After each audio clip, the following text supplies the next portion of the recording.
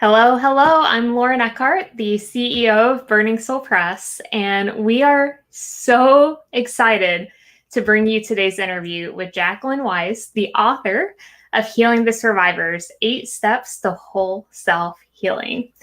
A little introduction for those of you who may not have been able to meet her yet. Jacquelyn lives in Washington with her family. She's enrolled with the Northwestern Band of Shoshone, right? Shoshone Nation. I'm so sorry. And a certified emotion code practitioner, transformational leadership coach, and native holistic healer who focuses on helping women physically, spiritually, emotionally, and mentally heal. And today we are celebrating that she is also an author by kicking off her pre-sale launch party of her debut book with this interview today. So if you haven't yet, make sure to mark going on her special event so that you're notified every time we make a new post on that page. I'll post the link here shortly, but there are lots of exciting things going on today, including a big giveaway where you can win private emotion code sessions with Jacquelyn. Plus, if you post that you purchased the ebook today on Amazon during our launch party, you will also receive a signed paperback version straight from the author herself.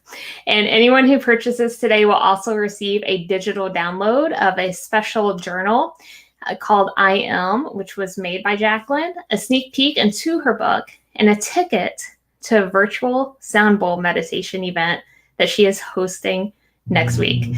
So if you've been thinking about buying this book, it is an excellent time to do it within the next 2 hours as we have our pre-sale party. How are you feeling today? I'm feeling excited, nervous, to be honest, because, putting my stuff out there into the world for everyone to see. But I'm so excited to be here. So thank you, everyone who is joining us and me on this journey of becoming an author. And it's so exciting. And I feel so grateful to be able to just share my story so I can help others who are going through the same thing that I went through. And it's just incredible. So thank you. Well, let's start by just talking about this incredible book that you have decided to share with the world. It's definitely has your heart and soul poured into it. So let's just tell everyone a little bit more about what it is. So Healing the Survivors is about your healing journey through sexual and domestic violence abuse. And why I wrote this book was because when I was 14 years old, I was raped and I completely just crumbled. I was not able to move forward in my life at that time. And it was just a really hard time. And the reason why I wrote this book is because I know there's so many women and men who are going through this right now, or maybe they are just now stepping into the healing process of it all. But the thing is, no one has this outline, like an outline on how to heal from it. It's kind of just like, oh, just get over it, move on.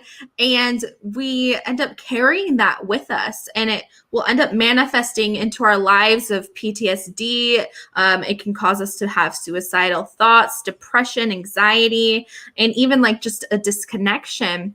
And so the reason why I wrote this was because as I was healing myself through this process, I learned the different ways to heal yourself and really start to progress in your life so that you could reach your full potential. And luckily I'm able to do that now, but there's so many people out there who aren't able to do that, or they don't know where to begin. And I'm a part of some groups on Facebook, a survivors group, and I just constantly am seeing like everyone on their journey, and it's beautiful, but then there's also this disconnection of themselves and how to actually heal themselves from this process, because we don't want to just cope with it. We want to be able to move forward, let it go, and really allow ourselves to unlock our full potential. So Healing the Survivors is really based off of the 8 steps to healing. So I go through the different steps and I take you through that process. So if you're reading it, it doesn't matter if you are going through trauma. It could just implement it into your life, even today with all the chaos in the world.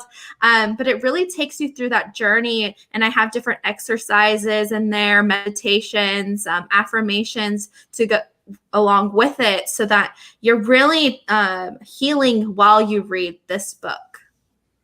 And you've said it. I mean, one of my favorite things about the way you've written this book is that it's truly like holding someone's hand throughout it, right? Like you don't want them just to read it feeling like they're alone still. You truly want them to get that sense that you are holding their hands and that you're right there alongside them as they heal.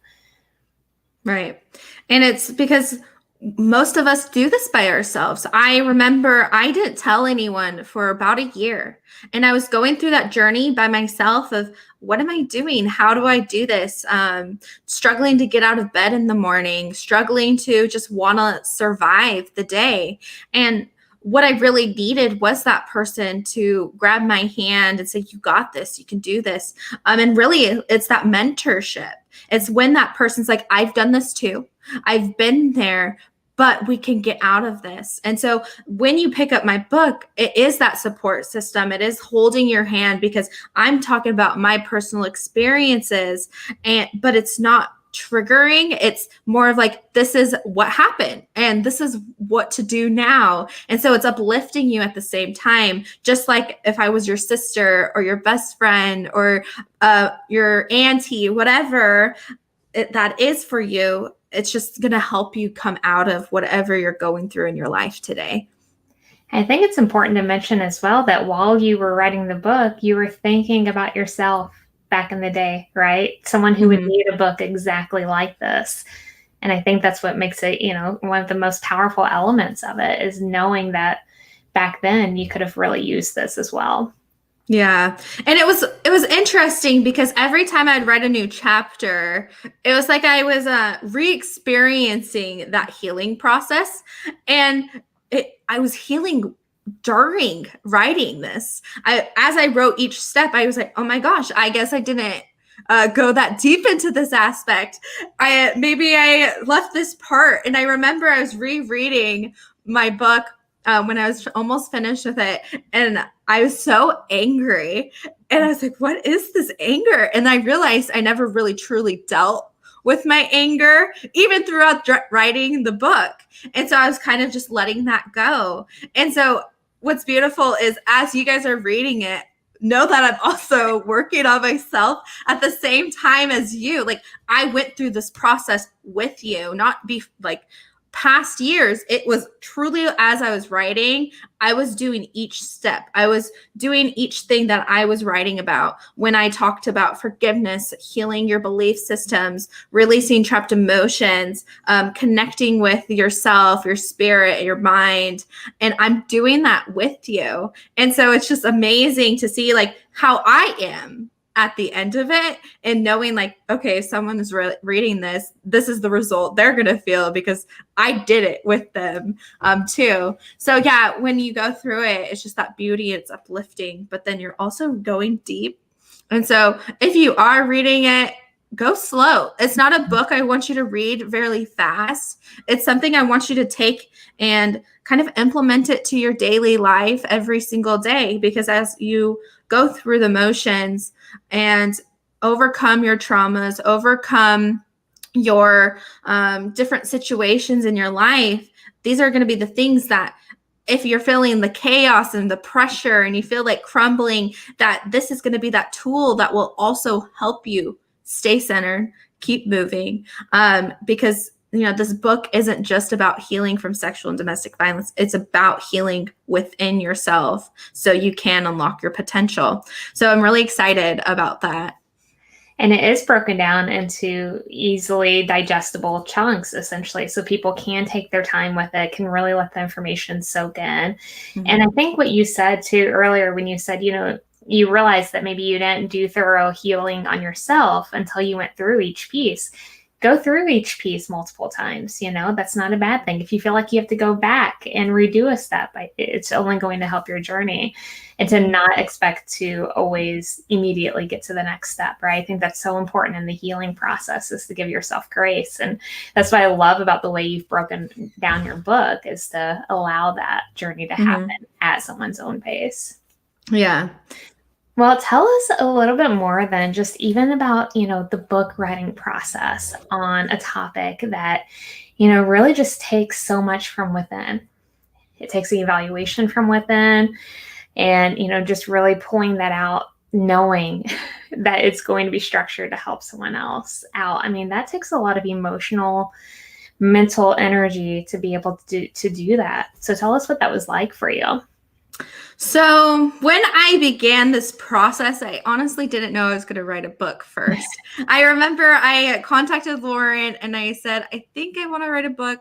And we had a call, and she's like, so what do you want to write about? And I said, I don't know.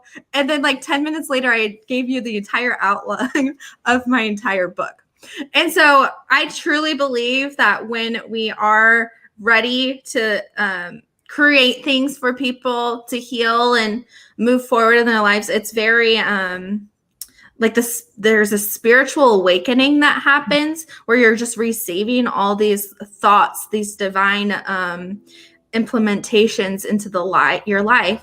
And so when I was actually writing it, I could see exactly what needed to be said. I could just write. I mean, I finished the book in really 2 weeks if we took them all and put them all together. But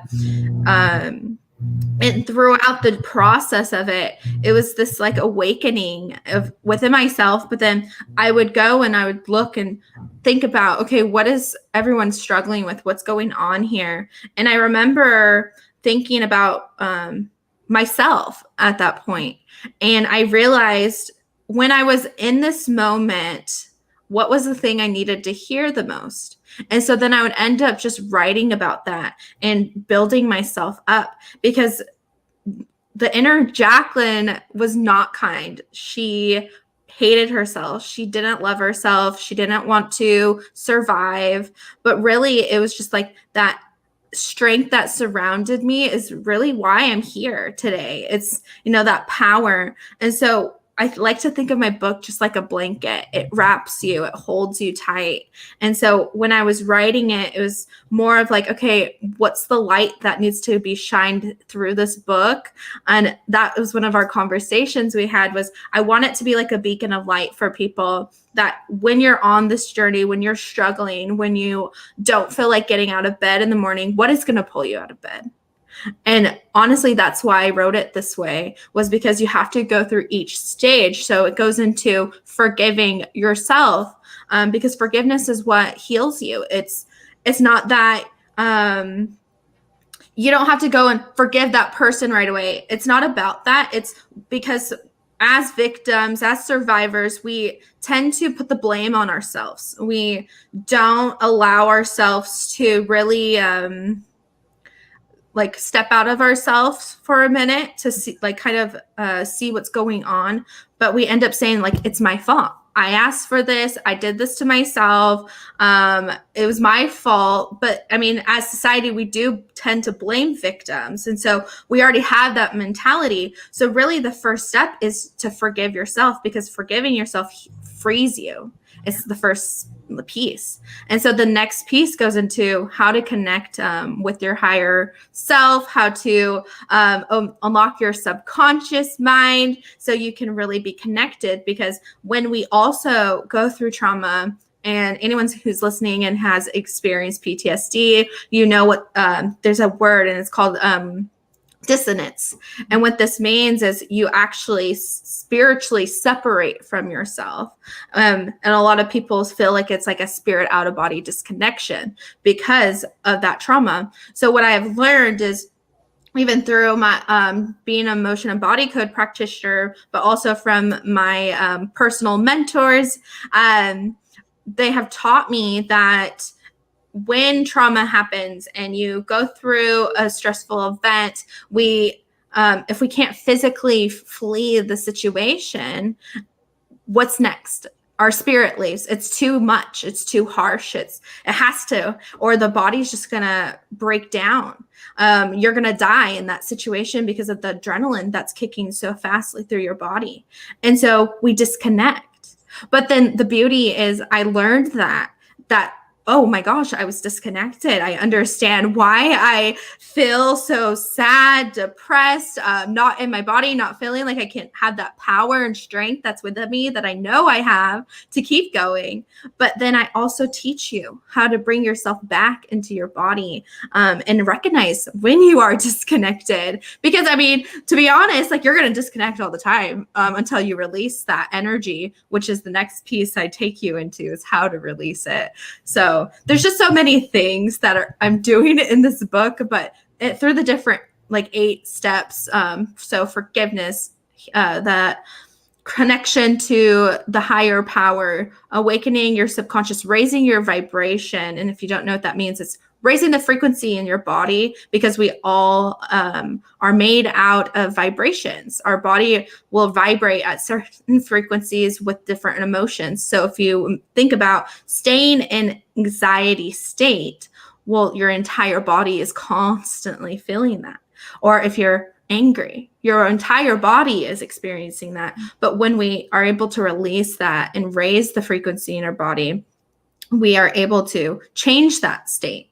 We can implement more healing energy. We can implement positivity, and that will keep you moving. And so then we go into that vibrational piece, how to heal on the subconscious side through energy release, and then how to now repattern, because we also forget that even though we're doing the conscious work, we're moving, we're healing, but when we release the trapped emotions, those trapped energies in the body, we're still healing. Mm-hmm. But then if we don't change our behavior, if we don't change our thought processes, if we don't implement goals, if we don't implement different belief systems into our life, we're going to still stay there. And it's what holds you back. And I remember when I was healing and I was like, okay, Jacquelyn, you're fine, you're good. But then I had all these negative thoughts still lingering. And I was like, what the heck? Like, I did the work. I thought I was done. And I was like, no, you're not done. You still have all this headspace that needs to just be released.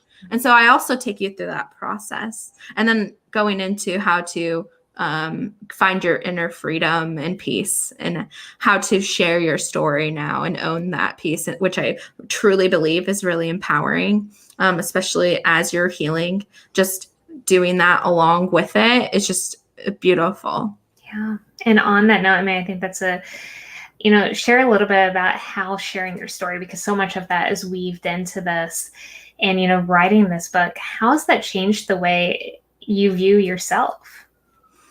So in my native culture, storytelling is huge. I grew up learning different stories, sitting with all my aunties and then just sharing all these traditional stories. And so for me, it was already a way to share your lessons, the things that you've overcome. It was our healing tool. And so for me, when you come to the place of healing, and I remember just journaling all the time when I was healing, and it would be like this very dark space, and then the next page would be like me uplifting myself, and then a dark page, and then uplifting. And so as I'm writing, I mean, it's probably the similar thing that's happening, that you still see the struggle, but then you're also getting uplifted through it, because, it's real. I don't want to downplay it. It is what you're going through.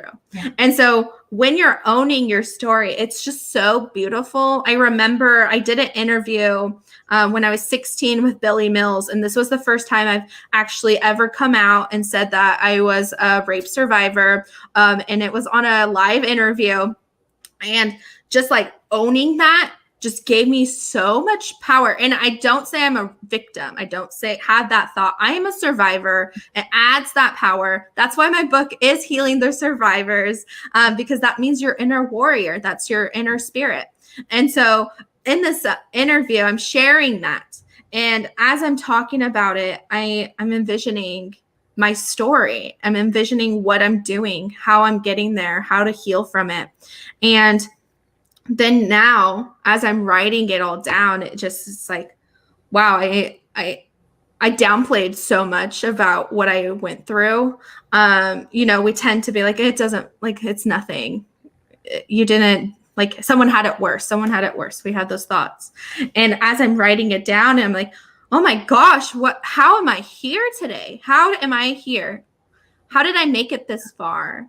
Why? Why did I make it this far? And then as you're writing it, you're loving yourself. You're allowing yourself, you're like, oh my gosh, I'm amazing. I overcame so much. Now look at what I'm doing. And that's what the beauty thing is. But not a lot of survivors are sharing their story. I mean, they're now trickling in because of the Me Too movement. And the missing Indigenous women movement as well. It's slowly being talked about, but no one's really talking about it. Yeah. We're told we're not supposed to talk about it. It's just be quiet. Shh, don't tell anyone. It's your fault, right? We have all these thoughts. And so when you're writing your story, it's freeing you from that process or from that situation, but then it's also empowering you. But then when you get to the point like I am right now, I had this moment this morning where it's like, I had so much gratitude of like, oh my gosh, I can share this with someone who needs it. There's someone else who experienced exactly what I did. And it doesn't matter if they had it worse than me. It doesn't matter if they had it, not as bad. It doesn't matter. Everyone's trauma is trauma. And that's all it is. We can't just tell each other, oh, well, I had it worse because I had this done and you didn't have this done. And we compare. I'm like, we're not supposed to be comparing. We're supposed to be uplifting each other.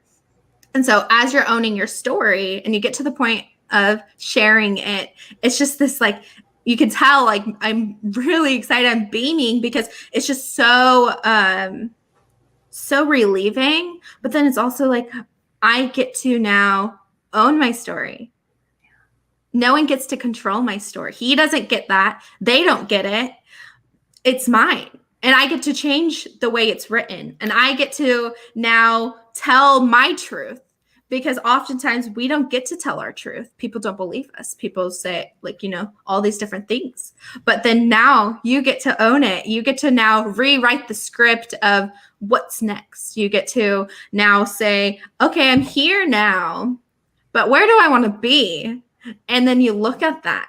And as you're writing that down, then you already project yourself into the future. Mm-hmm. And so then you could be here sitting with, like I am, talking about your book, because now you're ready to inspire others and help them go through the same thing you're going through today.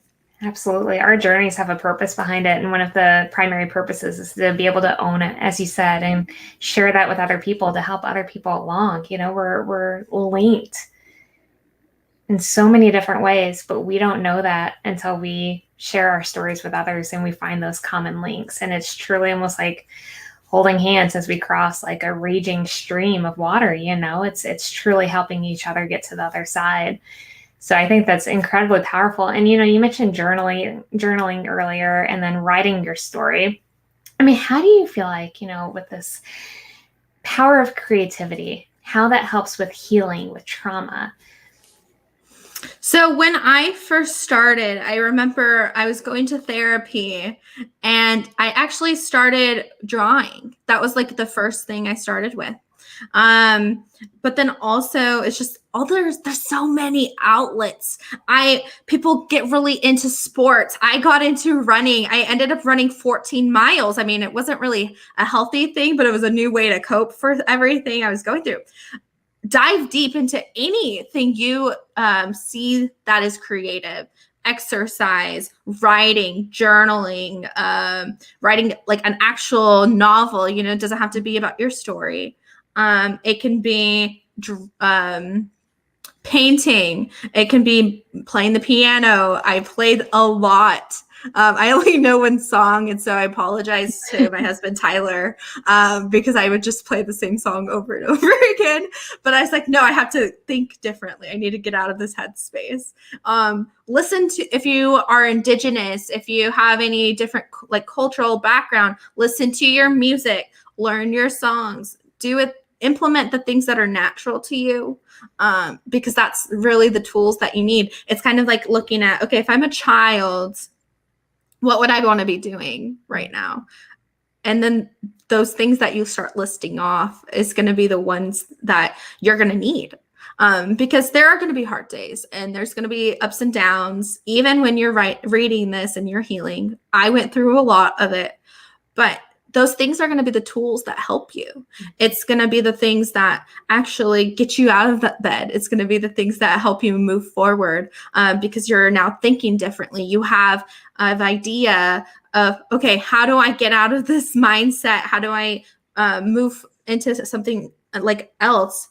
And that's going to be that creative outlet. And so I don't want to put this like structure on it and say, well, this is what you can do, where it's like, there's so many things. Like my sister danced. I went and did native ceremonies. I did my traditional dancing. I read a lot of books. I wrote, I sang, I learned how to sew. Like there's just so many things that I learned because of this whole journey that we don't want to put like a little box, say this is the only thing that you can do, because everyone is so different. Everyone has different backgrounds. So my advice is, wherever you're at right now, just find the thing that you would have loved to do as a child and then start doing it every single day. And explore, because each one brings out something different within yourself. And that's the beauty of it. I know you've posted a couple of videos of you playing piano and just, seeing all of that. It's just inspiring. And I think the best thing anyone can do is just try it, right? I mean, even if you're not a great painter, maybe it's different forms of art or picking up an instrument. I mean, sometimes I'll just pick up a guitar and strum it. And it just, it lights something inside of me. It calms me. And I think that is the power of creativity. There's so much healing within different forms. And that's essential. And again, with your book, you're suggesting different things throughout that has helped you. And I think that's really good, just to inspire other people to try them as well.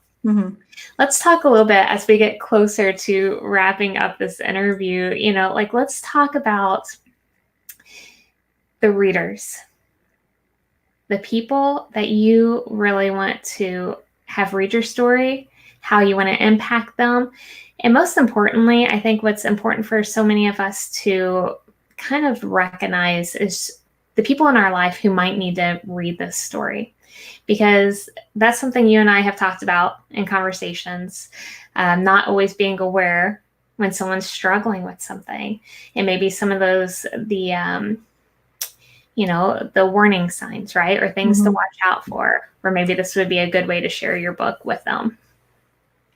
So wherever I find you on your journey, I want you to start from wherever you need to start. If you need to just kind of move through the chapters, you can. If you want to start at the end and read backwards, you can.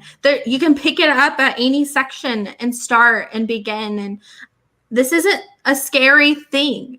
It's not that you don't have the strength to do it. It's not that you are meant to stay in the stagnant place and feel like you aren't able to move forward, but it's for you to really heal and find that inner strength and pull it out of yourselves. Because I remember searching and searching and searching, and I was looking for someone to do it for me. I was looking for someone who just say, Jacquelyn, here you go, you're healed. But then I realized I had the keys in my hand the whole time. It was me who was going to unlock my freedom. It was me who was going to unlock my strength to keep going. And I remember that instant where I said, I have to do this myself. And I ended up breaking up with my boyfriend at the time because of that. Because I said, I can't depend on you. I can't even fathom the thought of what if I didn't have you? How would I survive? How I would fall apart. And I didn't want that for myself. And so it was a very strange shift for me. But as you're going through it, know that you do have the strength within yourself. Push past those thoughts that tell you that you don't. Push back everything that is in your space saying you're not worthy of it or you're meant to stay in this space forever, because all of that is just, it's just energy telling you you can't do this, because that energy wants you to stay in that space because you have a greater light. When I truly believe when people go through trauma, it's so that they can heal others. The most strong women I've ever met in my life, and men, have all suffered, have all gone through something traumatic. And they are the strongest people I have ever met. And really, that's you. You just have to begin. You have to learn where to start. And so if you know someone, if you are that person, just start.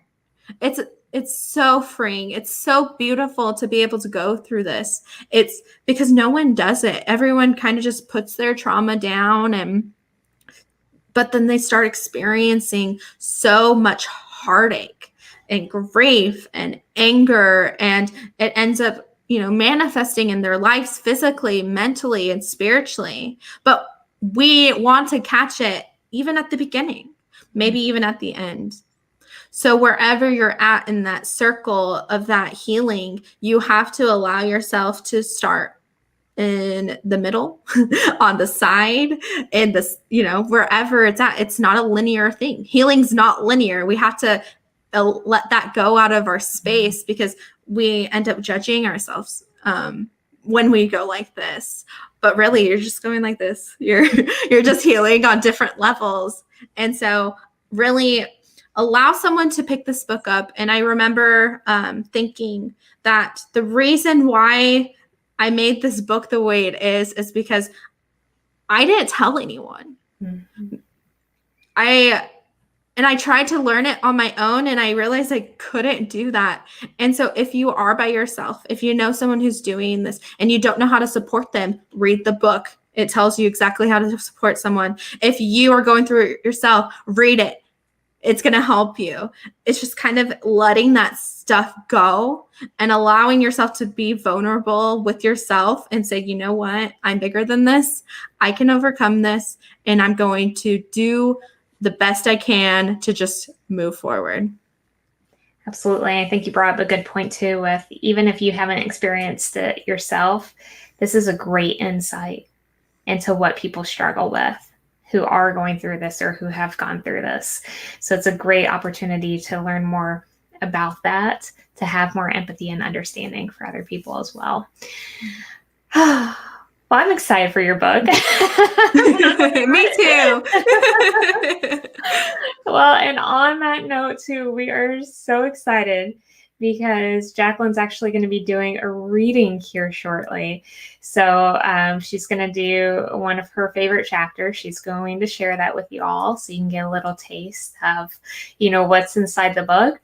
And then we also have the Q&A session coming up. So great opportunity to ask her any questions about, writing or healing, anything about her life. I know she would love to answer. And then she is doing one more interview to round this out.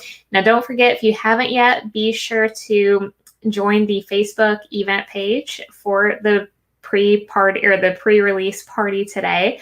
And that way you can see all of the details for all of the great giveaways. And then, of course, the chance to order her book during this time to get a signed paperback version sent to you directly from the author herself. All right. Well, I'm going to let you read. Thank you so much, everyone, for joining us. Thank you. Well, I hope you guys enjoyed that interview. It's very fun to share my experience of how I was healing and how I really implemented things into my life, because I know a lot of you are going through something, and I know a lot of you are experiencing hardships and challenges and things that you don't feel necessarily that you have the strength to overcome them. And so I want to read one of my favorite chapters. This is the second chapter in my book. And it's really about how to connect on that spiritual level. This week has probably been one of the hardest weeks for me. I don't know about all of you because of all the elections and just personal life stuff, but it was really hard. And what really opened my eyes was if I didn't have the structure, if I didn't have the teachings that I have learned through my culture and my own spiritual journey and religion, I wouldn't have been able to sit in the seat that I am today.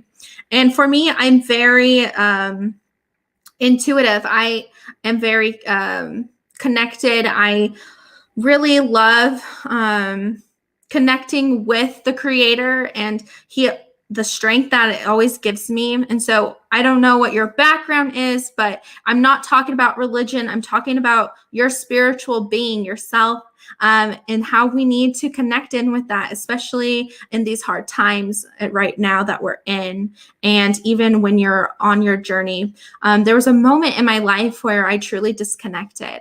I was not myself. I completely separated myself from all of my spiritual things, everything that I learned in my life through my native ceremonies. And it left me feeling broken. And I felt this disconnection completely. And when I was starting to heal, I realized that I needed that to really pull out the strength from within me. Because when we allow ourselves to connect to source, when we allow ourselves to connect to the universal energy, God, creator, higher power, whatever you believe in, it allows you to have this energy connection. It gives your body the strength to keep going, and it changes your mindset. So I want to go ahead and share my second chapter with you all. And I just want to have you guys think about where you find yourself in your journey and how this is something that you may need right now. Maybe it's something you're already doing, but just really kind of sit with this. And so I'm just going to go ahead and start. In the midst of our trauma, we often forget the most important piece of our healing.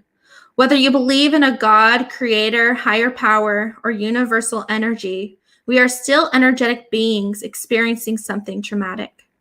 During our healing journey, we are searching for something that will connect us to a greater purpose and bring us inner peace.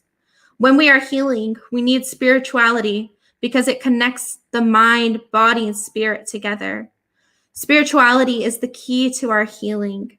It is what creates connection, meaning, and purpose in life. We become blindsided by fear, and we lose hope and joy. Our trauma causes us to separate ourselves from others and our surroundings. It leads us to believe we are alone and that we don't deserve love and support. We end up isolating ourselves. We get sucked into a dark hole of negativity and shame. The darkness envelops us, making us feel as though there is no way to escape. And spirituality, light, will enlighten your mind and bring healing to your heart and joy to your days. Dieter F. Uchtdorf. In my Shoshone culture, I don't believe in separation between healing and connection to the Creator. We believe they are all interconnected. You can't have one without the other. Allow this to bring you comfort. If you pray or meditate as you begin on your healing journey, it will bring you joy, happiness, and a calming energy. It will allow you to release your fear, depression, anxiety, and heartache on a deeper level. In a study by the Mental Health Foundation, they found that people who prayed daily and meditated had a decrease in anxiety, depression, and PTSD. The people who did not pray or meditate every day had an increase of depression, suicidal thoughts, and feeling hopeless and lost. At times, I could feel this negative energy creeping in on me. It began to influence my thoughts, my dreams, and my emotions. The darkness lingered amid my panic attacks. It always left me feeling powerless, drained, and ruined.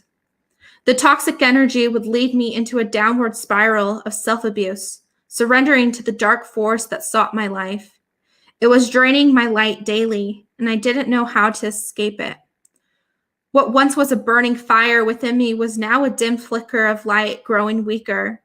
The darkness grew stronger, taking over me physically, mentally, and spiritually. If we lose sight of our spirituality, it becomes harder to grasp onto positive light, especially when we go through something that shattered us and leaves us scrambling to pick up the pieces of what was. In my native culture, we are taught how negative energy disguises itself as something that is familiar. It takes form in many ways, like our thoughts, emotions, memories, and fears. These things use our trauma against us to take us down and to take our power from within. If we allow our trauma to let us stray from our path to becoming our full potential, the disguised dark energy will convince us that we don't belong, that we are broken, alone, and guilty. It plays with our minds, inviting negative thoughts and removing the will to live. When we are healing, we must become aware of the separation of light and dark within our thoughts and emotions. Separating from the negative energies that are influencing and broadcasting abusive thoughts will allow us to reign our power and control. I remember one night I had a dream. I was in a Native American ceremony, standing in the middle of a large circle. Medicine women clothed in white were walking toward me. Hundreds of them soon surrounded me, kneeling, praying. 3 ladies speaking in Shoshone found me with an eagle feather fan. They were praying and casting out the negative energies in my body and casting out the dark energies surrounding me. They began to shield me. A woman draped a white blanket around me. They prayed for my protection and that my strength would return so that I could heal myself and the spirit from my ancestors. As I woke up from this dream, I could feel this warmth that blanketed my entire body. That dream awoke something within me. I started to pray and meditate for protection and for strength to heal myself. I was inspired to start casting out any negative thought that I had.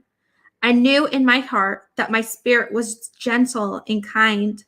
I knew that it didn't speak ill things or spew the negativity that I had been battling for months. Over time, I started to recognizing that I had the power within to combat this mind game and win. Start to recognize your thoughts. If you aren't kind, command them to leave you. If you are having a panic attack, command that energy to leave you. Seize the power and strength behind every word you speak. Allow yourself to awaken your spiritual being. It will bring you comfort and it will bring you strength. Actively bring light into your life each day. We aren't meant to stay in darkness. We are meant to rise out of darkness and become a beacon of light. Awaken. Ask for strength. Ask for the power to stay in a positive state of mind and to be able to recognize these negative energies. I challenge you to start listening to uplifting music, speaking kindly to yourself, and finding that inner strength to push through the darkness. Start to pray and connect back in with your spiritual self and the Creator. You are powerful. You have the power to heal and fight. You are worthy of healing and you are worthy of happiness. Start believing it today. So, if you're watching, and if you have a piece of paper in front of you, I have some powerful affirmations that I want to share with you. And as I say these ones out loud, I want you guys to take a deep breath and repeat them with me. So as we're doing that, I want you to see this for yourself. So the first one we're going to say is, I am powerful. So go ahead and say it. I am powerful.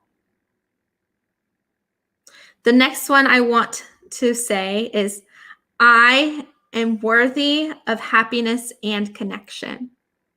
So say, I am worthy of happiness and connection.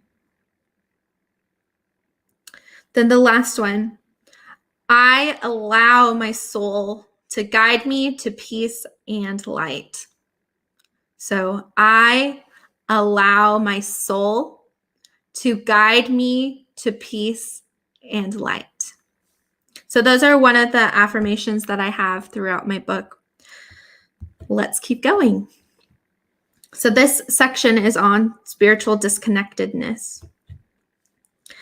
As we try to cope with our trauma, we can feel stuck trying to move forward. We feel off balance and disconnected. At times, you may feel like you aren't worthy or you aren't truly present in your life.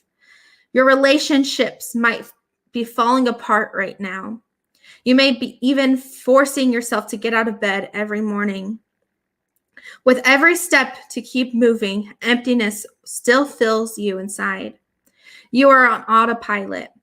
At this moment, you may feel like a zombie moving through the everyday motions, not truly living. If you are having anxiety or flashbacks, it probably feels like you are miles away from your present self. Yet there's still something within telling you not to give up. Listen to it. We are trying to grasp onto something real, yet it feels like our lives are slipping through our fingers. We ask ourselves if it's time to give up. I have been right there too, on the verge of breaking, wanting to die, give up, pack up my bags, and go home. It weighed heavily on me. I believed I was broken. My panic attacks isolated me. I separated myself from connection. Yet quieting my thoughts long enough, I realized there was something in the distance calling out to me. My soul was pleading, "Don't give up yet. We just need a little more time." So I went forward, still on autopilot, still empty, but listening to a faint calling. I remember a dream I had during this period. I was sitting on my bed, staring off into the distance. My friend walked into the room and started speaking to me. Her voice was muffled and far away despite being inches away. Soon she started to shake me, and I could faintly hear the words, "Jacquelyn, where are you?" When I was finally able to piece her words together, they echoed loudly in my head. Where was I? Once I awoke, I believed for that moment I was dead. That's when I realized I was disconnected, not just from people, but from everything.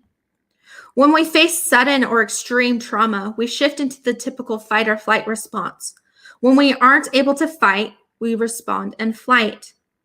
What happens if we can't physically flee? Our response is to disconnect spiritually instead. This is also known as disassociation.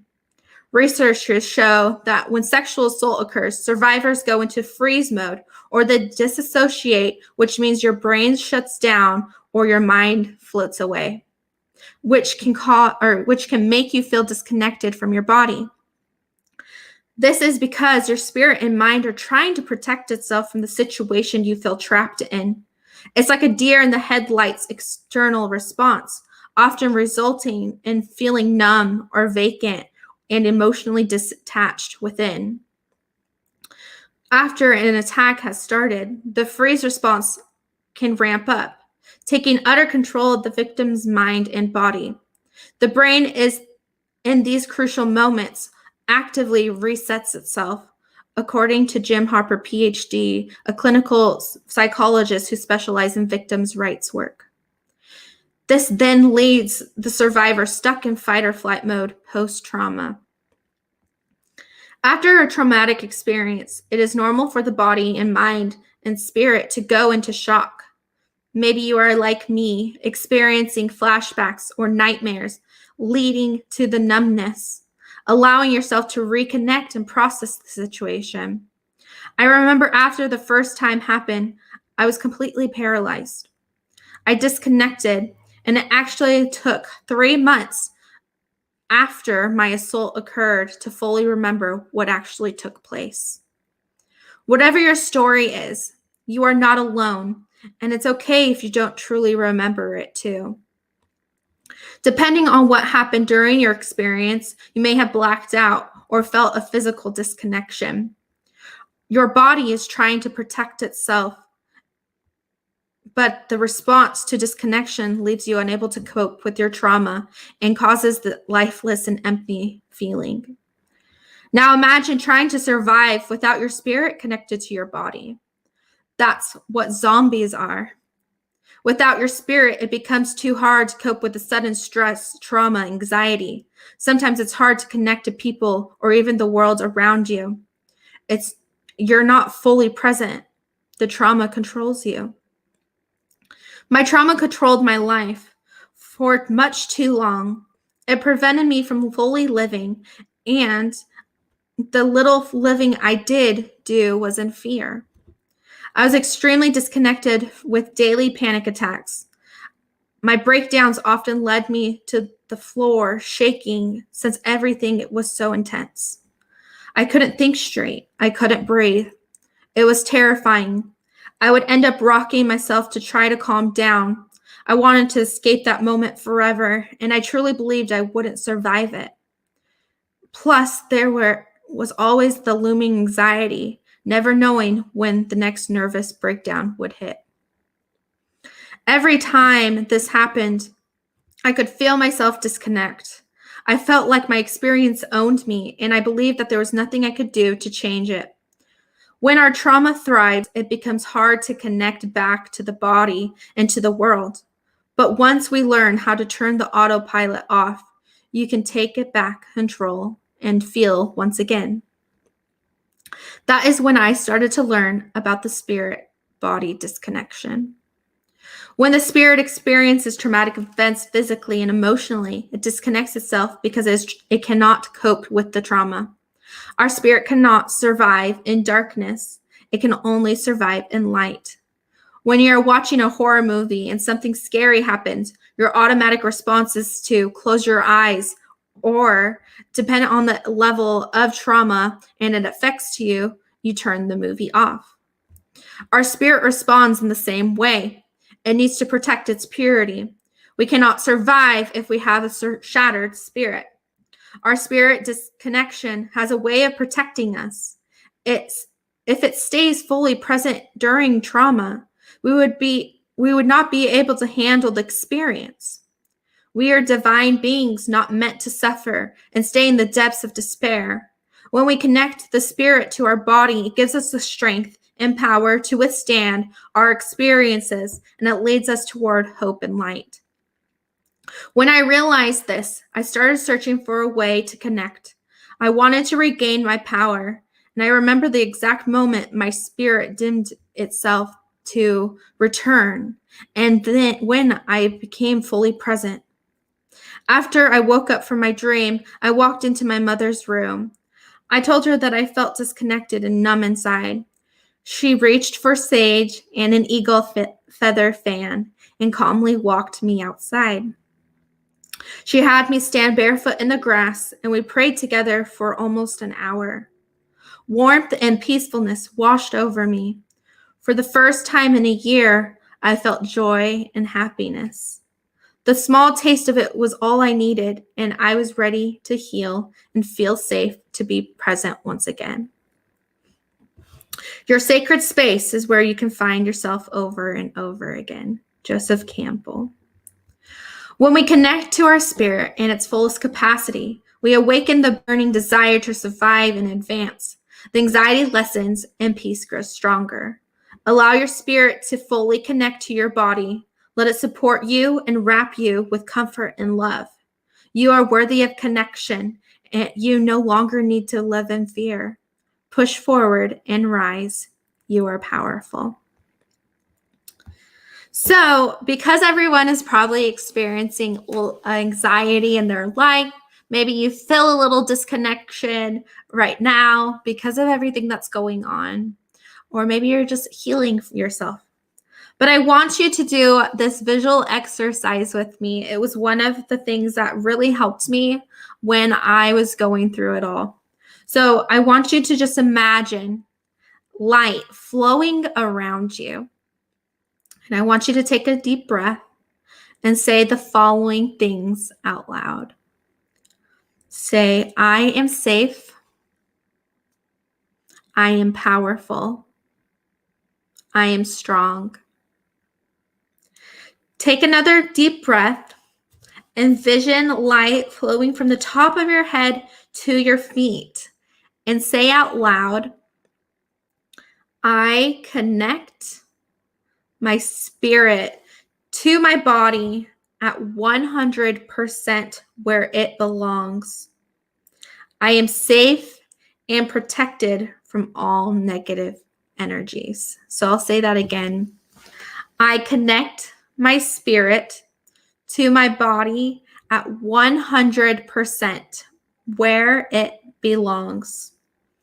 I am safe and protected from all negative energies. So that is one of the shielding techniques and grounding techniques that helped me. And I just wanted to share with you guys this chapter, because I truly believe that when we are healing and we are on our journey, we have to allow ourselves to connect on that other level. We have to allow ourselves to really step into that spiritual self, because without it, we won't survive. Without it, we will live our life in anxiety, depression, fear, nervousness. But when we do that, we can't escape it. So when we allow ourselves to connect and allow ourselves to step into that space, it will allow you to really heal and move forward. And oftentimes we end up asking ourselves these questions of, how do I move forward? How do I get out of this? I feel so alone. I feel afraid. I'm scared. But really what you're looking for is that inner peace, that inner self that is going to guide you, that inner self that is going to help you move forward in your life and to help you really step into your true self.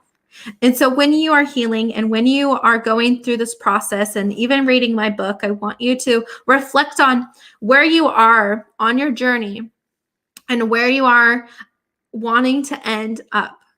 Because when we don't reflect and we constantly live every single day without feeling that we have something to look forward to, or we don't feel like there's something that we can do to keep moving, we won't be able to help ourselves keep going.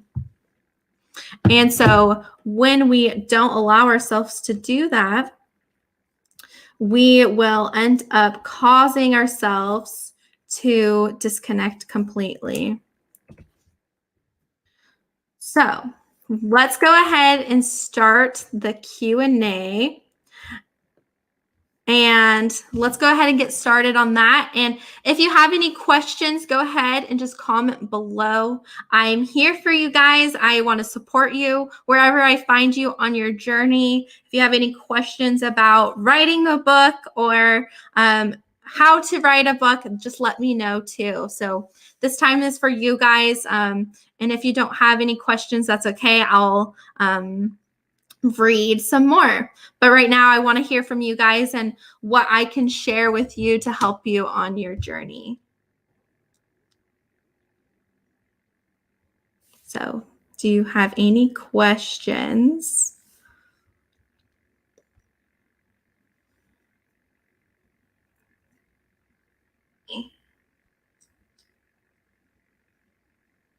So, okay. Do you have any questions? So, okay. So Kimberly asks, what you know now, what would you tell your 14-year-old self? What I know now, I would tell her that she is amazing, that she doesn't deserve what she went through, that it wasn't her fault, and that she had the power within herself to keep moving. That even though what was happening on the outside world or what was going around her, that she wasn't alone, that she just needed to reach out to help. Because that was the one thing I wish I would have done at the beginning, was ask for help. to allow myself to kind of share that and be vulnerable, no matter what like everyone was experiencing around me. I tried to be too strong. I didn't ask, so I would tell her to ask for help, because I think that I would have gone in a different direction in my life at that time if I would have just reached out and asked for help. Dustin asks, based on your experiences, was one thing you've learned that you wish you knew early on? That's a good question. I wish I'd learned that we have energetic courtings with people. So if you don't know what that means, what it means is we are all energetic beings. We are all connected, and we are all experiencing some type of energy together. And so what happens is when we're close to someone, you can feel when they're sad. You can feel when they're happy. Some might be empathetic, and you could feel the entire world. But we end up creating these energy cords. And when I learned about courting, I realized that I was still connected to those men who raped me. And I realized that the guilt, the fear, the anger that I had wasn't mine. I was actually receiving that energy from them. They felt guilty. But for me, I internalized it and made it seem like it was my fault. But I remember this fond moment. And even in my book, I actually teach you how to release these things too. But there was this moment where I was releasing a cord from this man, and I ended up cutting this cord off, and my entire body just felt vibrant. It felt free. It felt energized. It felt strong, because I didn't have that connection to them. And really, when I started releasing that energy, and I started releasing those courtings with the people, with those men who abused me, I felt like I could live again. I ended up reclaiming my power and strength. And it's beautiful when you're able to do that. So what I wish I would have learned was that from the very beginning, because I feel like where my path went, because I did go into depression, I started drinking, I went into that self-abusive habit that a lot of us go through. But I feel like if I didn't have that connection with them, that I would have been able to really end up healing quicker or stepping into my power a lot sooner. So I hope that helps answer that question. Tanisha asks, what would you say to someone who feels overwhelmed? Spirit out of body disconnection. So there's different levels when someone's feeling overwhelmed. One of the major signs of spirit out of body disconnection is you are reactive. You can't think straight. You have a lot of anxiety. You might have those negative thoughts constantly around you. So that is one of the ways to know that you're disconnected. And I do have my podcast, and I'll put the link in the video as well, but it does go into how to connect spiritually when you are in that space too. But what I would say to someone who's feeling overwhelmed is to step out of yourself, allow yourself to really experience what you're going through, but then also kind of shift your focus and take a deep breath. There's different things you can do. There's rapid breathing techniques. There's so many things if you have anxiety or you're feeling overwhelmed that you can look into, as well as just going for a walk. Oftentimes we feel rushed and pressured in our life that we forget that we are people, that we're human, that we need to take a breath, that we need to relax. And one thing that I've been even focusing on myself was allowing myself that time, because we're so pushed to keep going and forced to just go, where we forget that the reason why we're feeling overwhelmed is because that there's still stuff within ourselves that needs to be let go, or that we're feeling too pressured. And pressure is okay, but when it comes to the extent of you're not able to get out of bed in the morning, or you feeling anxious, that's when you need to end up going back in and reconnecting with yourself on that level. So one of my favorite things is just taking my shoes off and going and standing in the grass outside. And this is also grounding technique as well that you could, or earthing, that you could look into too. But it will really help you heal and connect to yourselves. I did this yesterday. I did it the day before. I do it all the time because I need that. As an energetic being, I need that energy coming back into my body. And I don't know where you live or what your house looks like or anything, but I've noticed that when I stay in the city more, that I feel more anxious and overwhelmed. And even in the situations of trauma, that if I didn't allow myself to connect back into nature, that constant energy was going to overflow me, and I would end up getting completely fatigued and drained. So when you're feeling overwhelmed, just give yourself some space.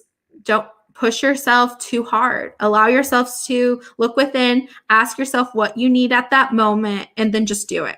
And then let's just say you had to take a nap today. Well, tomorrow, change the pace, change it up a little bit. And that's when you allow yourself to kind of keep moving. And it's progression, and progression happens in different ranges. So it's okay. So give yourself that permission. Carlene's asked, how do you share this with a young person your age who may not have experienced what you did and may have chose to read your book and experience trauma, is probably living their life emotionally disconnected? So what I would do is just kind of say, wherever you're at on your personal journey, to look at it from that perspective. Because it does reach all the different levels of healing, even if you're not going through sexual or domestic violence. But it still is that same process. Everyone is forgiving themselves because, we tend to hurt ourselves.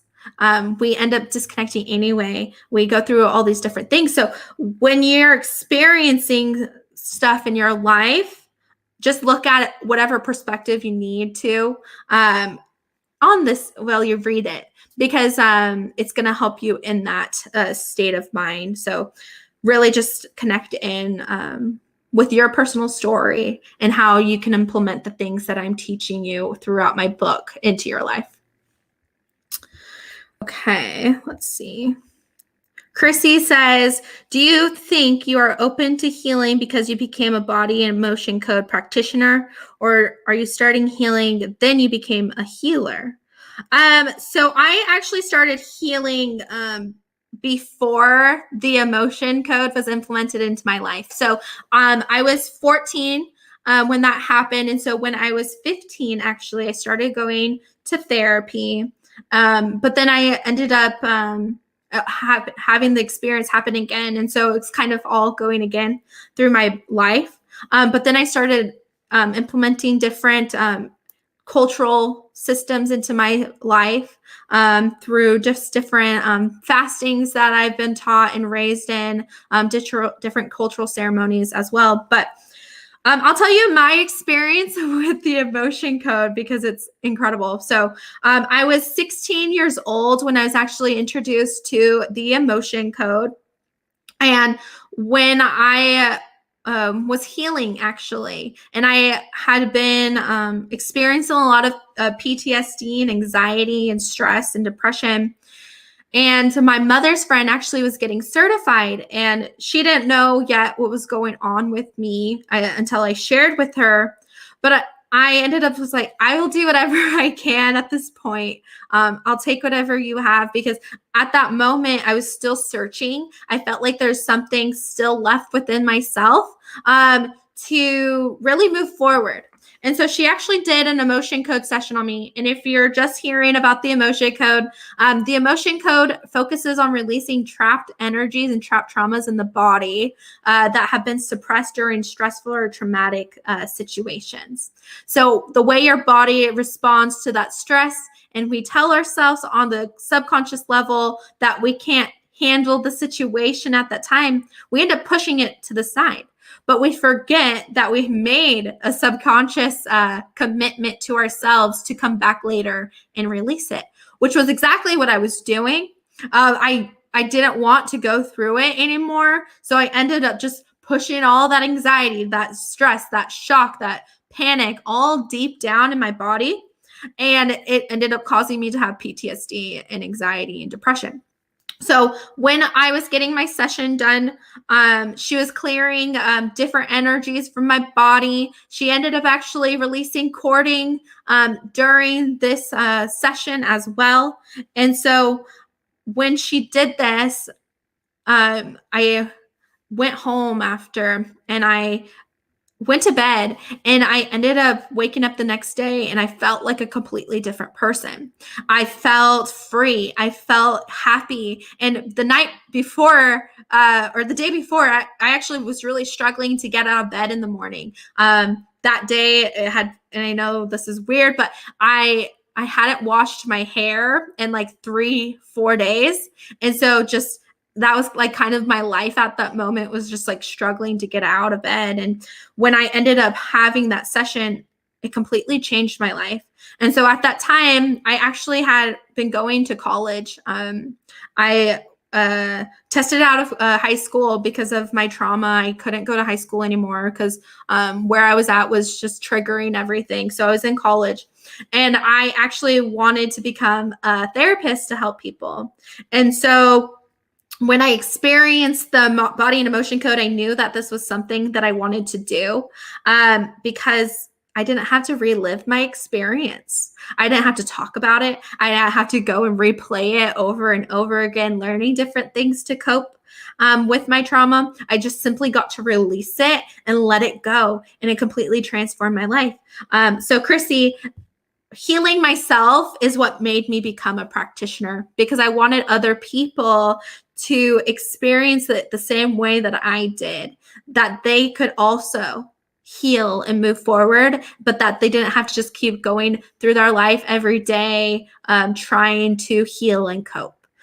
So when I was 17, I ended up getting certified in the emotion code, but I didn't truly start practicing until I was like 18 years old. So that is actually how I started my journey as an emotion code practitioner. And I've been practicing for 5 years now. So it's been a very exciting journey for me. Dustin says, releasing those negative feelings is a powerful skill. Yes. Yes, it is. It's incredible. Julie, what would you tell a survivor who is under 8 years old abuse who just remembered? I would tell them that it wasn't their fault, that they had no control over the situation. And that just breaks my heart that there was an 8-year-old that is going through that. So I will pray for that person. But it's so hard because everyone experiences this differently. People experience it when they're babies, teenagers, high schoolers, college students, in a old folks home. People are experiencing it every single day. And so it's just when you experience that, just reach out right away. If you're the parent of that child, if you are going through it yourself, really, you can message me, actually. I can help you go through what you're going through, or help that little child. But we don't want them to stay in that forever, because what's beautiful is, since they are so young, we can clear that energy out of them really quickly, and they don't have to live the rest of their life trying to cope with it. And it won't affect them like when you're 60 years old and now just overcoming your trauma. So for me, it's like my heart goes out for them. it makes me a little sad, but it's just, they are so strong. And that little boy or girl who is experiencing that, they are worthy of healing. It's not their fault. And kind of just keep reiterating that it wasn't their fault, and that they're safe, and allow themselves to connect within their inner child as well, because that's when you can start disconnecting at that early age. Perfect. Okay. Well, do you guys have any more questions for me? I love these questions. So, and I think that wherever you're at on your journey, and based off of your own experiences with your trauma, just allow yourselves to kind of reflect on where you stand today and what you need to do to keep going. Is like going to be the biggest thing. So there was a moment in my journey where I felt like I couldn't heal, that I didn't want to survive anymore. And I remember thinking about what is going to get me out of my bed in the morning. And it was actually this. I remember that I had this thought that if I survive, then I will be able to help someone else who is going through the same exact thing that I was going through. And so now I'm here, 6, 7 years later, doing it. And honestly, it's super powerful to me that because of my thought of, I'm going to be someone to share light on this, to help others heal, that is really why I'm here today. I did come close to committing suicide a couple times. And so by having those inner thoughts of how to keep moving and how to survive and heal myself, it was because of you guys. And so that's why I'm here. And that's why I keep going forward. So if you guys have any other questions, please comment below, because I have a couple more minutes to do this before we go into the next interview, which I'm excited to do with you all. So let me know, where are you at in your life? Where are you coming from? What is something that you're even facing in your life today that you need some a guidance on? It doesn't have to be just about abuse. It can just be overcoming fear. Whatever's going on, just comment below and let me know so I can help you on that. If not, I will go into talking about how to really step into your healing power. So let me know if you have any more questions. And also, how are you liking this so far? This was really fun to start and create for you all this weekend, and it's been super fun. So Lauren, talk about what you're planning on doing with your message and your mission in 2021, and how can we find you and join your workshops. So 2021, I feel, is going to be a really big year for me. I really want to start doing workshops on how to heal. I have this big idea about creating a huge workshop for women and men who have gone through sexual and domestic violence. And so it'd be a huge seminar where we have different keynote speakers who come in and share their experiences, but then also go into little break off groups. So you can get personal healing, that you can do sound bowl meditation, that you can learn all these different modalities just to empower each other. So for 2021, I really want to be doing workshops and traveling. So if you guys want me to come to an event and speak at an event for your community, please reach out to me as well. I do a lot of native advocacy work as well for sexual and domestic violence. So that is something I'm actually trained in doing. So if you want me to come speak at one of your community events, I am happy to travel and come and see you guys so I can help assist you guys on your journey. So that is kind of just what I'm looking forward to. I do one-on-one sessions as well for emotion and body code work and for inner child healing. So if you want a session, you can message me personally and we can set something up for you, as well as just different, conferences and workshops. But then also, I am also thinking about writing another book. So that will definitely happen in 2021. So I'm really excited. So how can my book help others who experience different abuses? So how it can help is when or whatever you're experiencing in your life, you're all on the same path. You're all experiencing something traumatic. You're all experiencing it, and it's all your truth. So allow that to be your truth, because that is going to be something that actually starts your journey. So if you are in a domestic relationship, if you are battling cancer, if you are have leukemia or an injury or some sort of different experience, we all have to start at this beginning of forgiving ourselves, because I know, even working with people who've had cancer, PTSD, they're veterans, people of sexual, domestic violence, narcissistic relationships, everyone has this inner battle with themselves, and we end up not healing ourselves. We end up diving into a different relationship. We end up diving into a different situation. We end up getting sicker because our body is already starting to reject ourselves because our own personal thoughts. And so when we are allowing ourselves to do that, that is when things start happening in our life.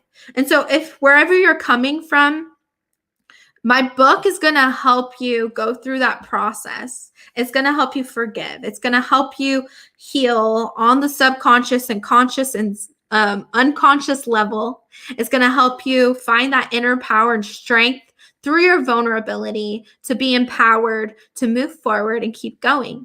And so it's been interesting as I'm writing my book that each chapter, even though I was going through it, I was healing myself too, but then I was also seeing different clients come in. And each section that I would write about, like the day before or the week before, I would end up having a whole conversation about it. And no, it wasn't about abuse. It wasn't about anything like that, but it was just the teachings that I had in my book were things that they needed to hear. And so everyone is needing this. I truly believe that, 2020 was the year of awakening ourselves and really focusing on our self-healing. But if you haven't even started that process, it's not too late. It's you can keep going. And so really what I found is just when you're implementing all these different pieces, no matter what, you could just be really happy in your life, but maybe you had parents get divorced when you were younger. Whatever that is, you still are holding on to it. It still might be showing up in your life. It could be showing up in your physical, mental, spiritual, emotional health, and it can end up hurting you. And so I'm all about take care of it now and play afterwards, because if we don't take care of our stuff, if we don't heal now, then we're not going to be able to heal months from now. It's not going to, you never really circle back around it until years later. And so when you're in the middle of it, allow yourself to have that time to mourn and grieve. But then you also need to have kind of a timeline on when you're going to start beginning to heal, because I believe that when you are mourning and grieving and you're overcoming your obstacles, that when you start this journey, it all comes together. So you're going to heal at the same time, but you're also going to, experience your experiences, but it'll all combine together. And it's so beautiful because I always say, like, our healing process isn't in a linear perspective.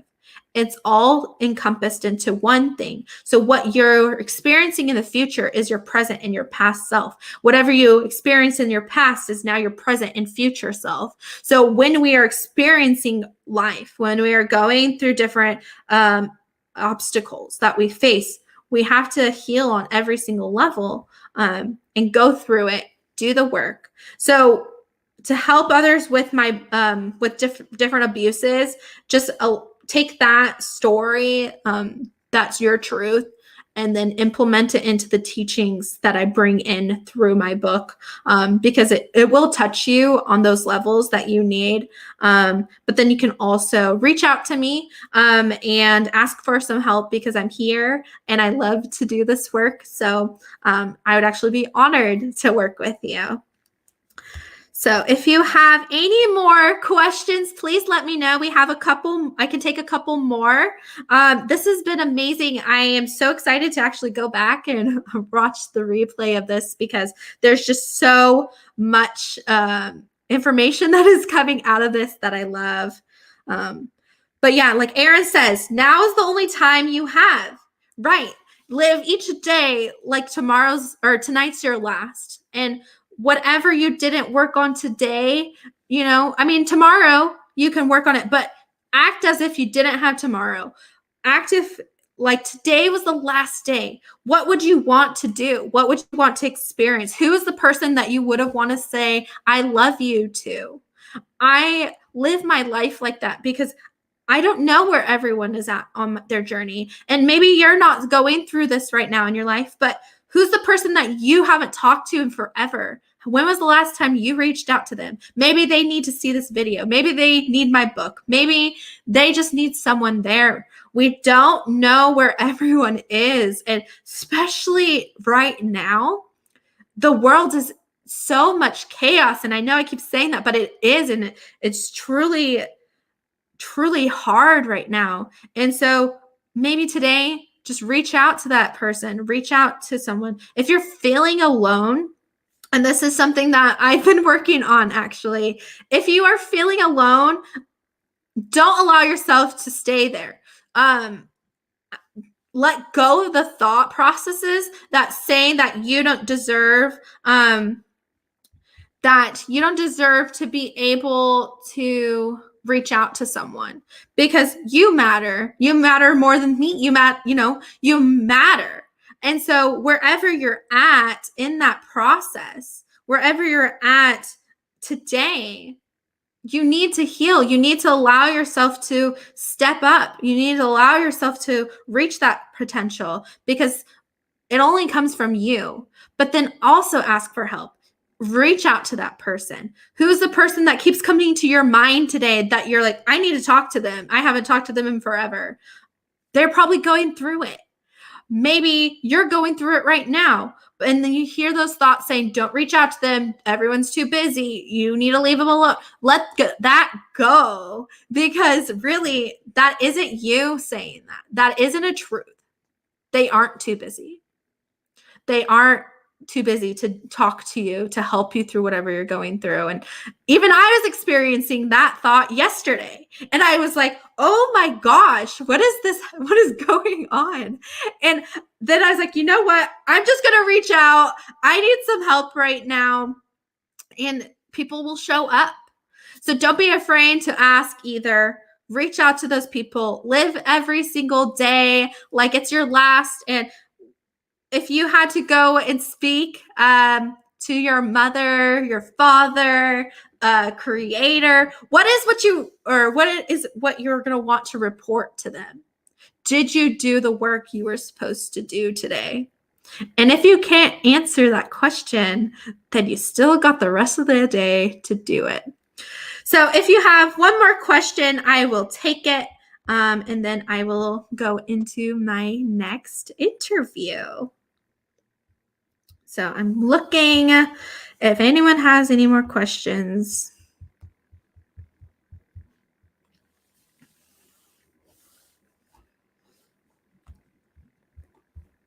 And if you haven't already purchased the ebook, you can also go and do that as well. I'm super excited. My goal today is actually to hit bestseller.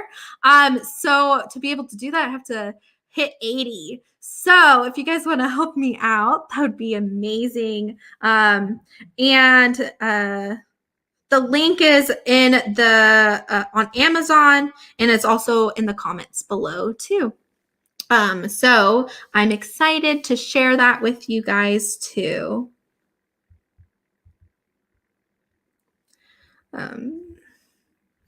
So yeah, you guys will get a signed copy. Amazon was being a little tricky this week, so no worries. But my book will actually be up there too for the physical copy as well. But don't wait because you can start soon to read it. So I'm excited to share that with you guys.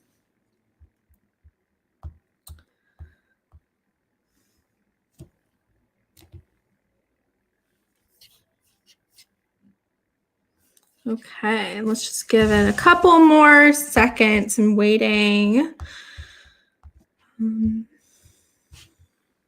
Okay, so if you guys don't have any other questions, instead of the ebook, can we just get the physical? Not yet. It's not up. So if you get the ebook, I actually will send you a signed copy to help you guys. So you definitely don't want to miss out today on doing it because they'll also enter you in the Sound Bowl healing meditation next week, and it will also get you into the giveaways because I'm giving away some earrings, some essential oils. So it will be amazing. So if you guys don't have any more questions, I mean, of course, you can comment below as we go. But we're just going to go ahead and start with my next interview. So, hello, Rochelle. Thank you for joining me. Whoa. I didn't expect that so soon. Welcome, welcome. Thank you, Jacquelyn. This has been an amazing event that I'm so excited for you and your journey in 2021. I hope that I can travel along with you. That'd be amazing. Jacquelyn, there's so much to talk about in regarding your book and your journey through your healing process. But I wanted to first go maybe talk about, let's start. Can I start with like chapters, different chapters, and asking you questions?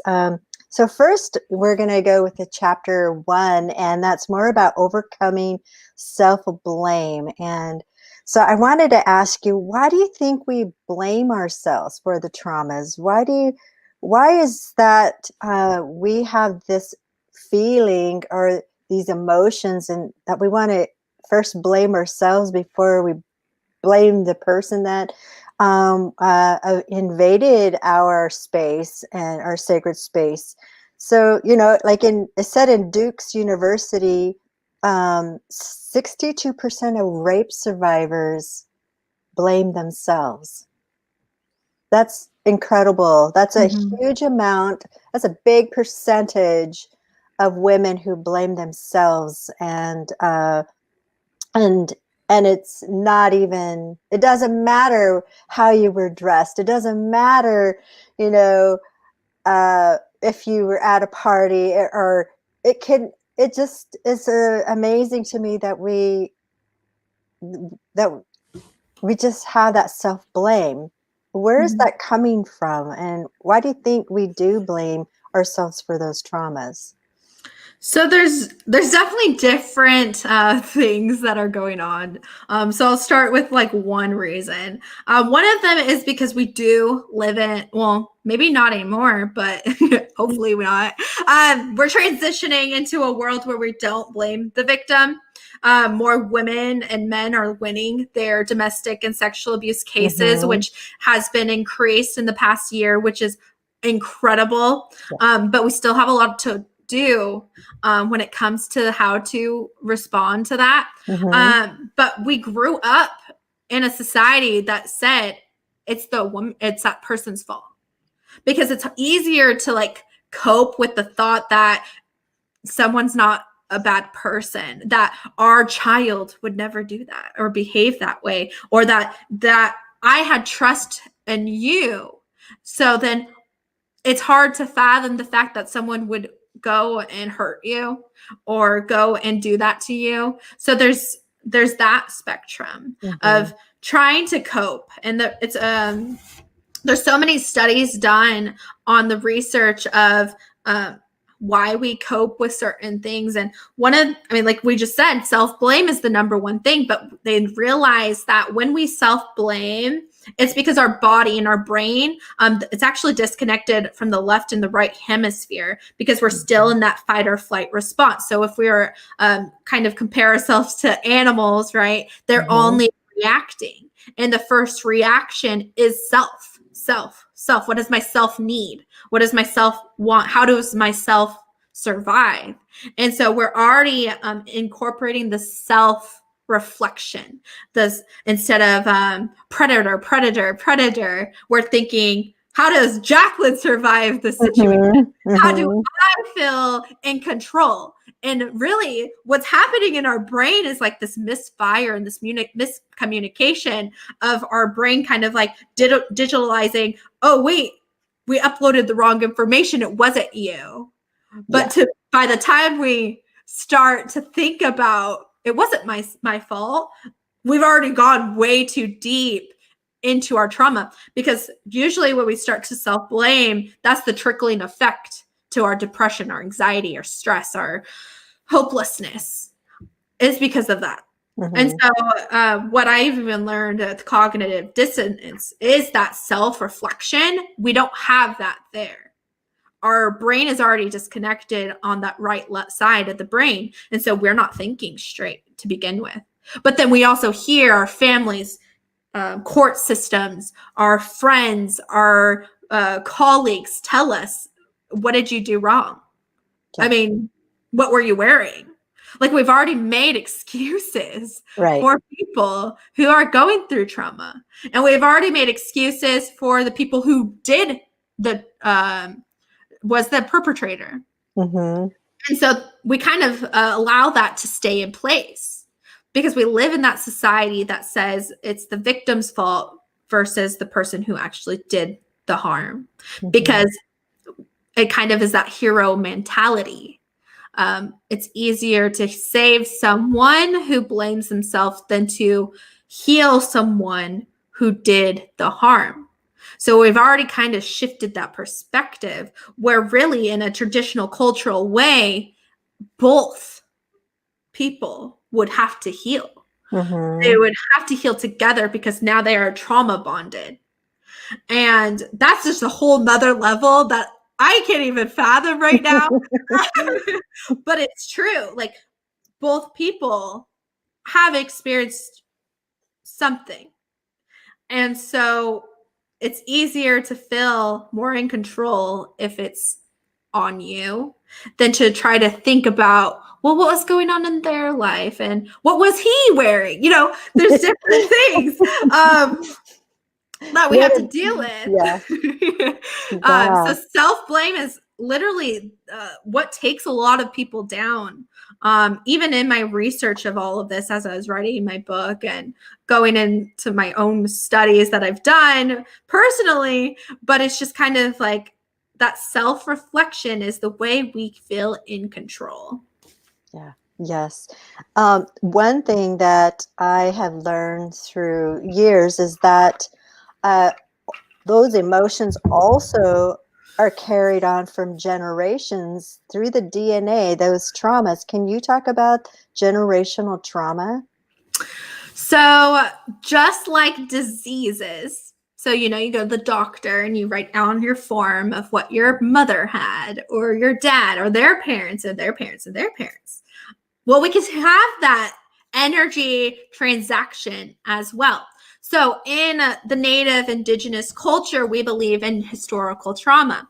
And historical trauma means passed down energy through your DNA. It's kind of just like a tree. If you have seen tree studies, they have energy signals when their cockroaches or things come, and the tree actually sends out that energy to all the other trees to know that it's infected.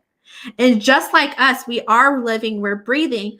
Our ancestors experiencing something traumatic, they feel it's their duty to share that information so they can change that, so they can heal that, so we don't have to go through it. But what ends up happening is, even in the Native culture, I don't think I've met anyone who hasn't been sexually abused or been in a domestic situation. That's a lot of people. Mm-hmm. And so what's beautiful is now we come in and we get to heal that on that energy perspective, which will allow us to heal that emotional trauma that has been passed down. Right. So thinking of our DNA, it's very complex. So our cells hold on to different frequencies and they're vibrating at different rates and hertz, holding that emotion. So if that DNA strand had shock, and that was passed down from your mother's side of the DNA strand, well, now your body's ringing that energy. And what happens is we end up, depending on how intense our emotional trauma is, it can end up manifesting into our personal lives, which I believe I was sent here to do the healing work for my family. Because I remember speaking at a conference and I realized, like, I'm the generation who's going to stop this trauma. And I know a lot of women and men my age that are doing this work. And we are healing for the next generation. And so what's beautiful, using the body and emotion code and just different energy modalities, you can release these energies. You can find out how many generations it's been passed down. You can release it, and it releases up and down your generational line. And so what was beautiful for me was knowing that my daughter, who's 2, doesn't have to have that emotion.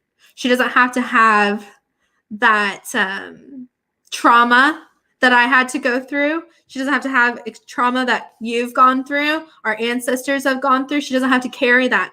And just watching her in her life and how brilliant she is, that she doesn't have to go through that experience because we let it go. Of course, she's going to have her own struggles. She's going to have her own things, but at least I know that I did whatever I could to prevent it, even on an energetic level. Yes. Thank you, Jacquelyn. That's beautiful. I should have brought Kleenex.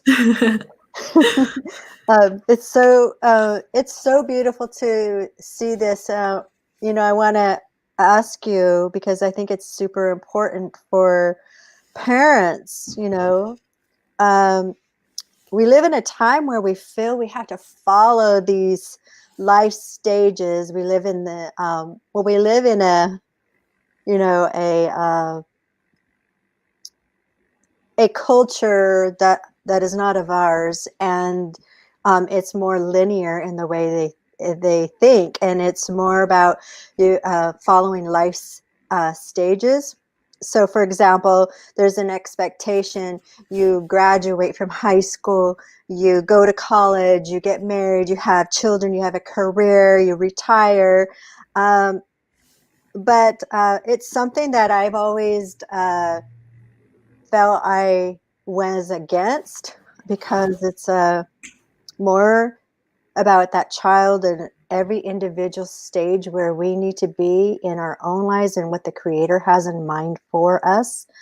What advice do you have for parents to help their daughter and son? Because maybe it's for me, it was like based out of fear, because I didn't want to break the law. I didn't, I mean, literally the school system, if I had you home and I knew you needed that time, but the schools would call, why isn't she in school? Why isn't she in school? But then trying to also protect you and until you felt ready for that, to tell your story. I felt like I was in a bind, and yet then finally I did get your permission and I did go to the counselors. But how do we break out of these cycles that we live in fear as parents, in that we're not adhering to the rules and the law, because that is a problem. We're not listening to the needs of the individual. So my advice is, when you know your child more than other people, you have to trust your gut. There is always an alternative to what they need. So if you're hearing, this is what they need, this is what they need, but in your heart, you know that that isn't in alignment with them, you have to just be strong, because that child, that person is depending on you at that moment, because they are vulnerable, they are feeling weak. And if you aren't fighting for them, then how are they going to endure to heal and reach their potential? And so what I loved about our relationship was that you, even though we did push each other, but that's because that was my fault and I didn't even tell you what was going on in my life. But once I did tell you, you said, okay, we're going to find a new option for you. And people who don't know my background, I actually stopped going to school when I was in the end of freshman year. And then I tried to go again for sophomore year, and I only made it to Christmas time. And at that time, I would actually still leave school before lunch, because I just couldn't do it. It was too much. But there's always an option, and we forget about all the options. We forget that we could look for options, and that we have so many things that will help us. And then we forget to ask our child, what is it that you need? Because they know. And we don't sometimes value what they have to say. We don't take what they have to say as a consideration, and we end up pushing them. Because what happens is, if we want to talk about dropout rates for women and men who've gone through sexual and domestic violence, it's about 80%. So 80% of people who have gone through it, as of in high school, they end up dropping out of high school. And imagine if we lived in a world where we consider healing and we give them alternatives. A lot of people now, can homeschool. Luckily, that's more of an option now than, a couple years before, where my situation was not the norm, where I ended up testing into college and going to college. That was very strange to a lot of people, of why you were making me graduate high school. And we found a different way. And so for each of your children, they're all going to have something different. Everyone has something different that they need. But now we live in a world where there's so many endless opportunities, but we forget to ask. We forget what next rules in place. And we end up fearing people's judgment, where at this moment it's life or judgment. And which one are you going to choose? Are you going to choose your friends judging your character because your child is going through something? No, you're going to save your kid. So you have to switch it. Don't fear. People just project fear onto others, and it doesn't serve people. It doesn't help. It doesn't do anything. But that projection of fear is what does control us in the end. And so really it's coming down to, what's my truth? What do I know? What are the facts? What is their needs? I know what their needs are. Okay, I need to just leave everything that they're saying and push it to the side, because at this moment, my child needs this. And that is actually what you did for me. But the thing is, not enough people do it. Right. And so I love this question, because now we get to share what we did. Yeah. And now other people are hearing, wait, you can test into college? Well, yes. You don't have to go through the linear school. I mean, now I don't even know what school systems are going to look like. So we'll see. Thanks, COVID. So we'll see what happens. But there's so many options out there. We just have to be resourceful, ask for help if we don't know the answer. I know you did a lot of research. I did a lot of research. And so now it's kind of just like handing those tools. So if you're a parent watching this and you know someone who's struggling, or it's your child, feel free to reach out to me or Rochelle, and we can help you with those alternative options as well. Yes. I think that we need to also think about, there are actually more people who will help and are willing to help and give you, honor your child, but the situations. But another thought that came to my mind, oftentimes when you're talking about fear, we also fear tattling on our loved one who'd maybe been the perpetrator.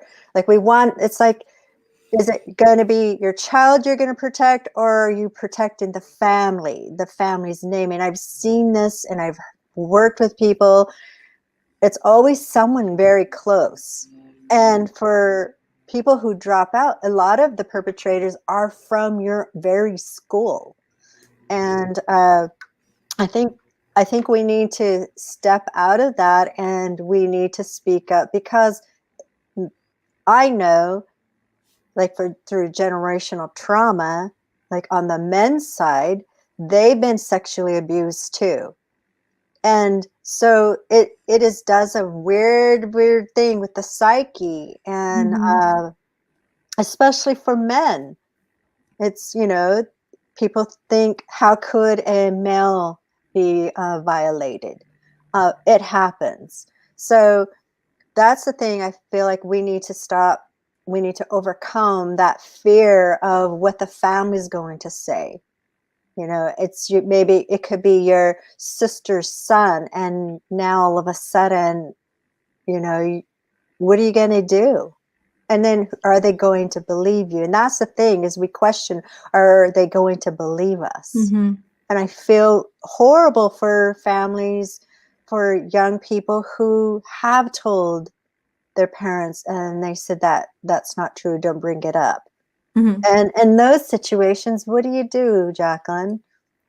What is your advice, and how we can help in that way? And how could we bring awareness and take care of those people too?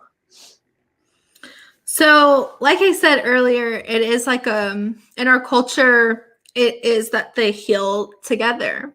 Mm-hmm. And oftentimes, like, those traditions aren't, here anymore. We don't do that. It's either one person gets it and the other one gets it. And if we don't do it together in that way, and I mean, it's hard to do it. Some of us don't want to do it, and that's okay. But really, what it comes down to is who matters in this situation, whose life is more important. And to me, that's always been a question when it comes to different situations. Because if we don't ask, okay, well, this person hurt them, but then what happens to them? Well, I mean, they continue with their life. It's not a trauma.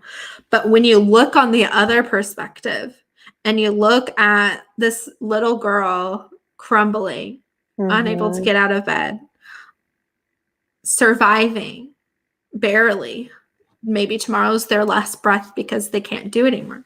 Yes. We forget to look at them in that way, like, oh, they'll get over it. No, like, this is their truth. This is what they're experiencing. And oftentimes we forget to ask them, really, what is going on in your head? Take me through your process. And that was one of the things that, I mean, you asked me, a lot of people in even my relationships have asked me, it's like, what's your process? What do you need?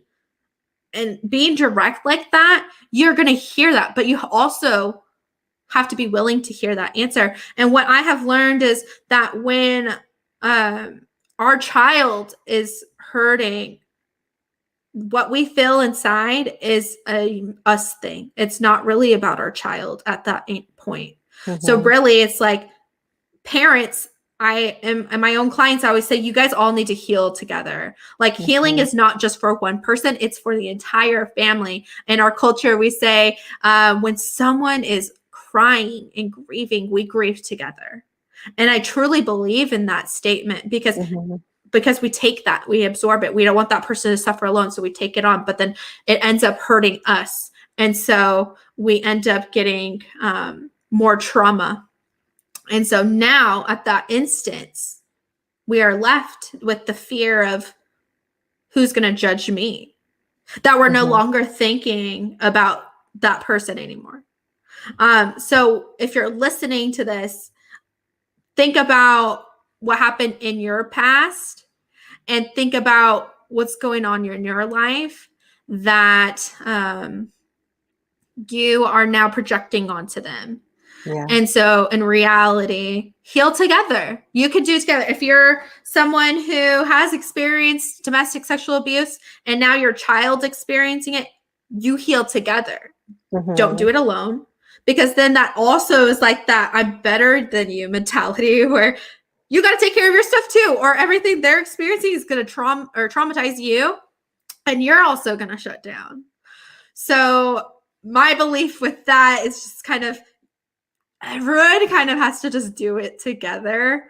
Let go of fear and judgment, reflect on that person that's going through it and how you can serve them, not what they can serve you, because I feel like we take that power away from them, even when we're asking like, what do you need? What do you need?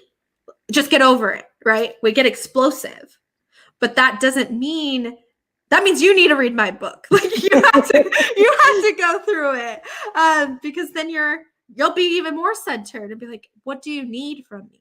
How can I help you? Take me through your process. What time of day is the hardest time of the day? When is it that you feel the most alone? When do those suicidal thoughts creep in? And once you know that, you're going to shift that person's life. You're going to help them get out of it.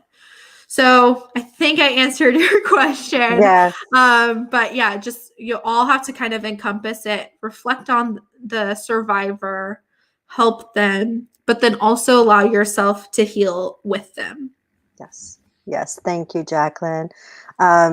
You have lots of things to we could go on for an hour because there's so much to talk about.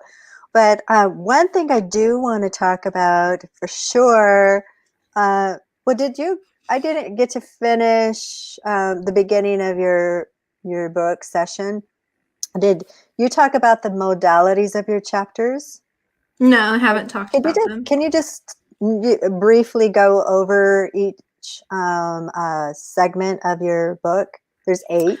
Yeah. Right. So in forgiveness, it is more of that you heal your inner self. So in that section, the exercise is actually writing a letter to yourself, forgiving yourself, writing a letter to that past and your future self, of forgiving what your thoughts are about that situation, but then also kind of owning your truth. Because oftentimes throughout our trauma, we forget what the truth is because everyone's trying to tell us how to think. And so our spirit and our brain is trying to attach different understandings to try to understand our own trauma that we never go in and actually like, wait a second, none of this is true. This is what happened. And so I take you through that process. And when you're going through that, take time. Like I said, you want to go through it slowly. And you want to be able to heal yourself. So the first chapter is that forgiveness. And then the next chapter is how to connect back into your spiritual self. which we did today together. The next chapter is raising your vibration and your frequency. And so I actually have a meditation that is attached with that section. So you can have that as well. So the modalities with that is like rapid breathing technique, sound bowl therapy, earthing technique. I mean, there's so many modalities out there. So don't let this just limit you either. Then the next chapter is healing the subconscious self. So I do that through releasing trapped energies, memories, and cording. And I teach you how to do that yourself as well. And then the next chapter is how to basically reprogram your mindset. So we do different repatterning techniques as well as like goal setting as well to help you start thinking in a positive direction as well. And then searching for freedom and finding your voice is basically the rest of the whole book. So yeah. It's beautiful, Jacquelyn. You left with a quote that I really liked by Jung. It's, "I'm not what happened to me. I am what I choose to become." That's you want to leave us some words of wisdom regarding that quote?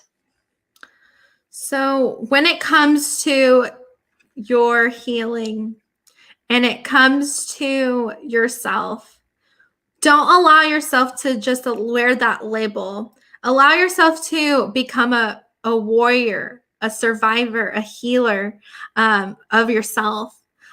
Because when we don't allow ourselves to really become that self, and we don't have that awareness, then we become our trauma. We become those situations. We end up creating more of that space for us to live in. And so really reflect on yourself and where you want to end up, because I'm going to be honest, no one's going to raise their hand and say, I want to stay here forever. No one wants to do that. So you have to allow yourself to have a goal, an end goal. Where do you want to be? What do you want to have overcome? Well, you want to overcome your trauma. You want to heal. Well, then now it's the action piece. Now you have to start doing it. And I mean, reading my book is definitely going to help you start that process, because it's not like a race. It's not going to be something that's, you want to finish really quickly, because then you didn't truly heal yourself. So when you're reading it, you have to allow yourself to go through each step and process, reread it, go through it again, reflect, and then go on and then start over. You start implementing it, because every time, you keep moving. And so with that quote of you aren't what your experience is, right? We have to allow that just to be like your story, but you're not going to be like, I am my story. This story controls my life, where you have now another page left.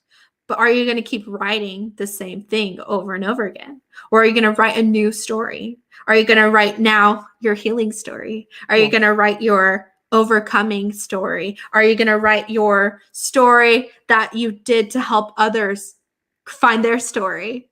And then it goes on. And so there's so many different chapters in your life. And so now you just have to be the one willing to step into that, heal, and move forward, because you're the one who's going to keep yourself staying still, and you're the one blocking you from your potential self. Thank you, Jacquelyn. That is, there's so much to do, and it takes time. And sometimes you think you've done the healing, and then there may be trigger points. So I think your book would be very helpful, even when you have thought you've done the healing. There's some things that you go through each process in your chapter, and you realize, oh, there's something, there's that little tiny trickle, strand still of memory that you thought you took care of. But also our minds are very complex. And sometimes you're like this onion, right? And you're peeling off all the layers and you think you're done. But sometimes our brain, our subconscious, our spirit can't like encompass the whole healing process all at once. It's going to take years. But right now, it can help you get through it, to at least live. But then there might be something down the road. But it's okay. Recognize. And that's what I love about your book is you're given the tools and you're helping us say, oh, reflect and recognize it. Don't push it away. Own it. Talk about it. And try to reorganize that thought, behavior, or that pattern.